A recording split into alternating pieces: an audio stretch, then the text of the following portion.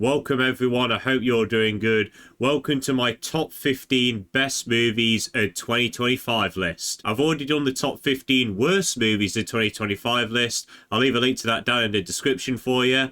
Without further ado, let's talk about some really good movies. We're going to start off with some honourable mentions. Zootopia 2, or Zootropolis 2, whatever stupid name it's called in the UK. Good Fortune, The Fantastic Four, First Steps, Mission Impossible The Final Reckoning, and Black Bag. All of those films are absolutely excellent, but they weren't as good as these next 15.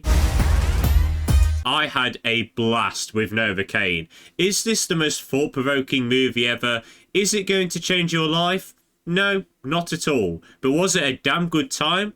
Hell yeah, man. This movie has a really simple story, but it's still really engaging, really fun moments, fantastic action. Jack Quaid in the lead role, he's absolutely brilliant, just like his dad. I had an absolute blast with Novocaine, and if you haven't seen it, this film unfortunately flopped. Please watch it when you can, you'll thank me later. Are you in there?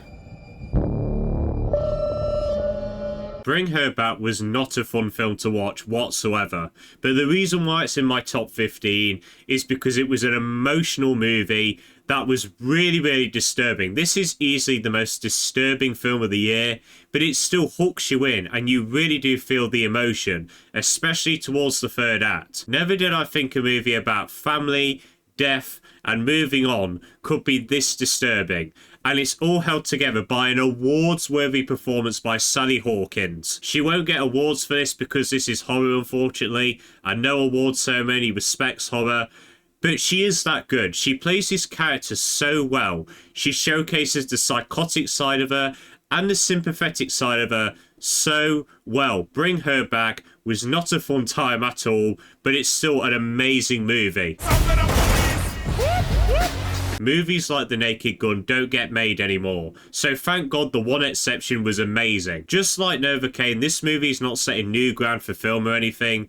It's just a fun comedy where 99% of the jokes made me laugh. This was one of my favourite cinema experiences of the year. Near enough a packed cinema, everyone was laughing, everyone was having a good time. It was just beautiful. I had a great time with The Naked Gun, and I pray this is the start of a new trend of comedies. The first animated Predator movie is a banger. This movie follows three people from three separate time periods, and it all comes together in this wild third act. The animation is gorgeous. The movie makes you care about all of the main characters in short spaces of time. The action is amazing as well. Dan Trachtenberg understands this franchise, understands what the Predator is all about, and I am more than happy for him to continue with this franchise in the future. Wake Up Dead Man is another fantastic murder mystery from Rian Johnson. This is probably the most traditional murder mystery movie out of the three, but I didn't mind that. It was a nice change of pace for the franchise, and it's easily the most emotional movie of the bunch as well. The actors bring their A game as always. Daniel Craig, once again brilliant as Benoit Blanc. I had a great time with this movie, but I do think that we should take a break from this franchise for a little while.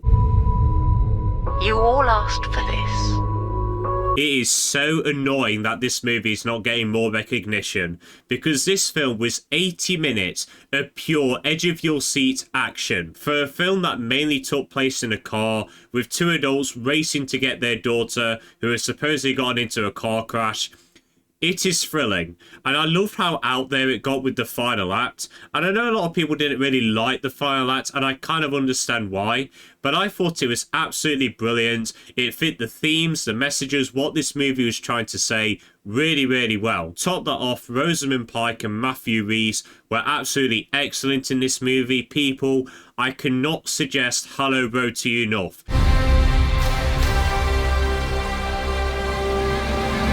Now, this is Superman. This is the Superman I know and love. James Gunn's Superman might start off a little clunky, but when it gets going, it is a great time. A very hopeful, a very triumphant movie.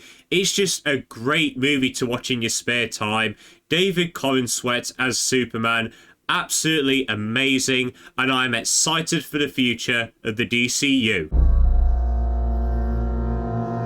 Weapons was one of those movies where as soon as I walked out, I kept thinking about it for days on end. I watched this movie twice in cinemas, and both times I loved it. I love movies which are so good that people don't really know what it's about, and people have different interpretations.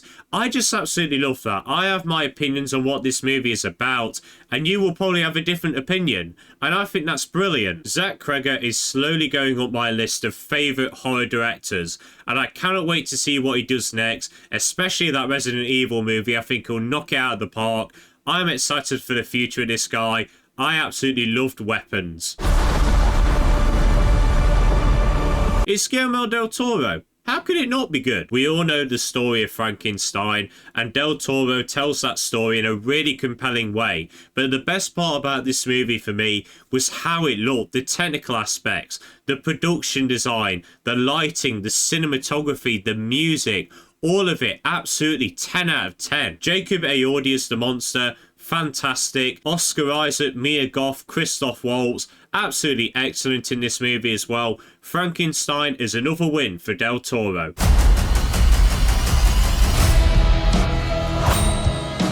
Now, this is the MCU. This is one of the best Marvel films to come out in the last 5 years.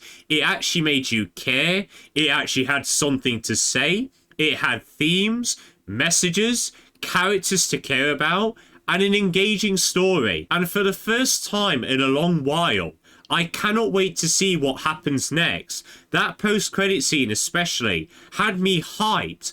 This is what I expect from Marvel, and this is a positive sign for the future.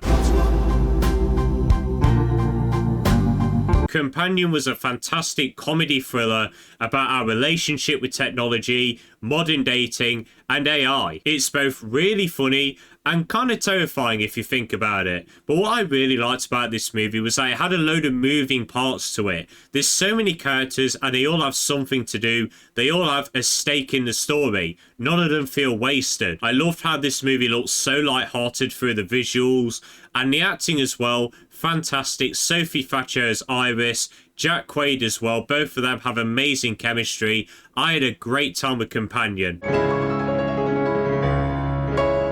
Now, I know this came out last year, but it came out this year in the UK, so I'm counting it as a 2025 movie. A Real Pain is an absolutely amazing look into grief and how we deal with it, how we come to terms with our past and what we believe. And I love that this movie didn't exactly have a story. It was mainly just two people interacting, going around this country, trying to find out about their history, and getting smacked in the face with how tragic it was and how they have to deal with grief. And it was just really, really emotional just seeing these two characters interact and come to terms with all of this. The standout thing of this movie though, Kieran Culkin, absolutely fantastic here. Jesse Eisenberg, once again amazing. Two amazing actors interacting. What more could you want from this movie? A Real Pain. Please watch it when you can if you haven't. Together was wild, and I absolutely loved that. Me and my friend went to go and see this, and we had a blast. It's a weird, twisted story on love, trying to find the right person, knowing if they're the right person, so it challenges love in some aspects as well. And it's also a film that's not afraid to go out there. It's going to get weird, it's going to get wacky, it's going to include things which you did not expect and didn't know that you needed from it. And I just love it when films do that. Married couple Alison Brie and Dave Franco are amazing in this movie as well. They have flawless chemistry, which I hope they did anyway. They are married after all. Together was a blast from start to finish. It's wild, it's twisted, it's gruesome, it's brutal, but it's also very emotional as well. Predator Badlands. Oh my god, yes. This was the most kick-ass movie of the year.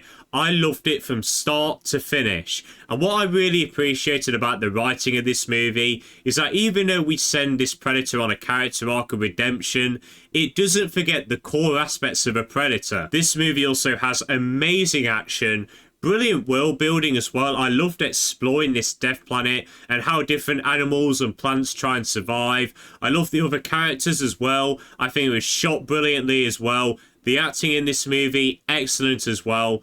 Predator Badlands was absolutely amazing. And as I said with Killer of Killers, Dan Trachtenberg, keep going, my friend. You understand this franchise more than anyone. But what film, you may be asking, is number one? Well, it's probably number one on a lot of people's lists for good reason. It really is that good. And that movie is... Of course it is. How could it not be? Sinners is why we love movies. Sinners is why we go to the cinema to see them. This is an amazing movie that blends all of these different genres and tells an amazing story with heavy themes that goes into themes like oppression, music, discrimination. It's an interesting look into all of the characters' lives and their search for freedom, freedom from oppression, freedom from sins. It's directed perfectly, the colour palette, absolutely brilliant. The music in this movie, that one scene, oh my god, yes! The acting in this movie, Michael B. Jordan, Michael Caton or Catton, I apologise if I said it wrong, in his first ever movie role. Haley Steinfeld, amazing as ever. Sinners is just the perfect movie. I had a blast with this, and if you somehow have not seen this movie, please watch it. You will thank me later. It's number one on the list of many people's lists for a reason. Sinners is my favourite movie of 2025, and I'm fucking fuming because I've just forgot to change the green screen background. There we go. That's better. It'll do. I'm really annoyed with that. But, oh well. Sinners, yeah, is my favourite movie of 2025, and as I said, please watch it when you can. It really deserves your time. So people, I really hope you enjoyed this video. As I said in a post a couple days ago, I will be taking a week or so long break from YouTube because I do have a lot of university work to do. I will still be uploading shorts though, so I will keep you up to date on what I'm seeing. And also, do let me know your rankings in the comments. What are your favourite movies of the year? Do you agree with my rankings? Do you not? Do let me know in the comments. But I hope you all enjoyed this video, guys. I wish you all a happy new year. I hope 2026 is your year. And see you later.